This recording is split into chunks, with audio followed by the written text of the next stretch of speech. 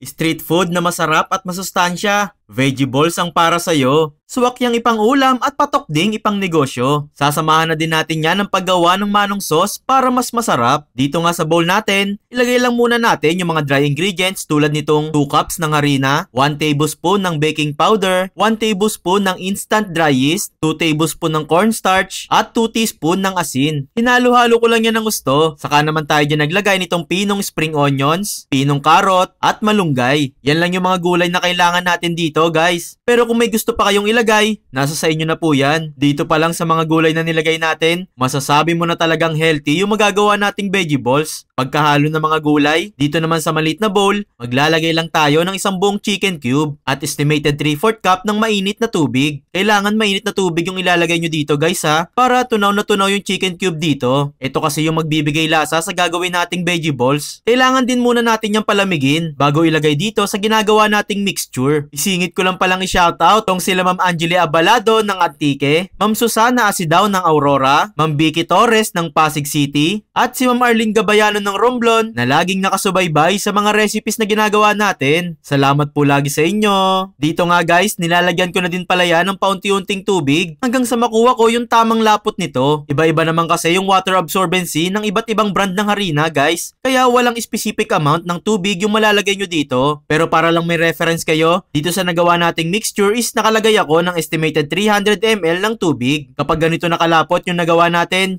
yung tipong nalalaglag pa siya sa spatula, okay na yan. Takpan lang natin yan ng cling wrap o malinis na tela at ire-rest natin yan ng 30 minutes para mas maging maumbok yung vegetables na maluluto natin. Habang nakarest yan, gawa lang ako saglit ng manong sauce. Paghalu-haluin lang sa bowl ang 500 ml ng tubig, 4 tablespoon ng toyo, 1 tablespoon ng oyster sauce, 3 tablespoon ng suka, seasonings, sibuyas, bawang, paminta, at 1 cup ng asukal. Mix-mix lang natin yan until matunaw yung asukal na nilagay natin. Takpan at ilagay na sa high heat ang apoy para mas madaling kumulo. And once kumulo na, ibalik na sa medium heat ang apoy. Then saka tayo dyan maglalagay ng slurry mixture. 2 tablespoon lang yan ng cornstarch sa half cup ng tubig. Yan na yung magpapalapot sa manong sauce natin, guys. Hahalu-haluin na lang natin yan ng mga 5 minutes until makuha natin yung lapot na gusto natin. Magbubukod lang din pala ako ng matamis na version nito, guys. Maglalagay kasi tayo ng sili dito para may maanghang na version din. Kapag okay na, proceed na tayo sa pagluluto ng vegetables. Dito, guys, gumamit lang ako ng half tablespoon na panukat para medyo magkapantay-pantay yung sukat na magagawa nating vegetables. Make sure lang na mainit na talaga yung mantika natin dito, guys, ha. At kapag ganyan nang palutang-lutang na at medyo light brown na yung kulay niyan, pwede na natin yang hanguin. At isa lang yung mga natitira pang mixture. And there you have it, guys. Ready na nating itinda o imeryenda itong masarap at healthy na vegetables. Kahit ako nga mismo, guys, naparami yung kain ko dito talaga. Ang sarap ba naman kasi.